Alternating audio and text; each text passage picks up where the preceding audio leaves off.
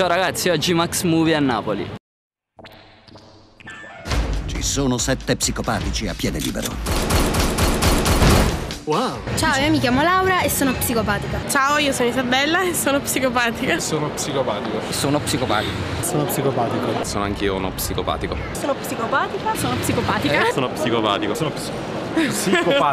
Sono psicopatica. Sono psicopatico. Sono psicopatico. Sono psicopatica. Sono psicopatico. Sono psicopatica. Sono psicopatico. Sono molto psicopatico. Mi hanno quasi ucciso perché hai rapito il cane sbagliato. Ma dici sul serio? Wow. Io sono psicopatica perché farei cupcake dalla mattina alla sera. Io sono non ho un orecchio coperto e non riesco a dormire. Cerco di essere sempre troppo attivo, troppo allegro, perciò magari pure a un funerale non riesco a trattenermi e parlo a sproposito. Il fatto di odiare il fatto di essere normale, cioè non voglio essere normale. Stare ore e ore davanti al computer, alienarmi. Quando mi trovo in un luogo, diciamo un'aula, oppure una classe, tendo a odiare tutte le persone che ci sono in classe con me, in aula con me. Io divento psicopatica quando mi distruggono un disegno. Che facciamo? Potremmo affrontare tutti i cattivi, magari nel deserto. Cosa pensi che dovremmo fare nella vita reale? Dipende se sei psicopatico rispetto a che cosa.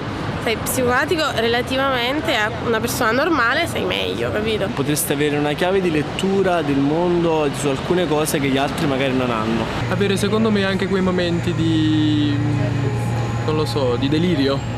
Delirio vero e puro. Non psicopatici a livello di uccidere qualcuno, però psicopatici per qualcosa, non lo so, il cinema, musica. Per me essere particolare a modo proprio. Devo controllarmi, lo so, ma il mio cagnolino finiranno con ucciderlo. Non mi sembra che tu ti stia controllando. Se me lo rapissero sono finiti. Diciamo, sì, do la caccia anch'io. Io andrei in paranoia. Io impazzirei, diventerei proprio psicopatica. Pensavo che fosse scappato il mio cane, ho iniziato a piangere tantissimo e correvo per tutta la città, sono andata anche alla polizia a dire che è scappato il cane. Poi invece stava sotto al letto.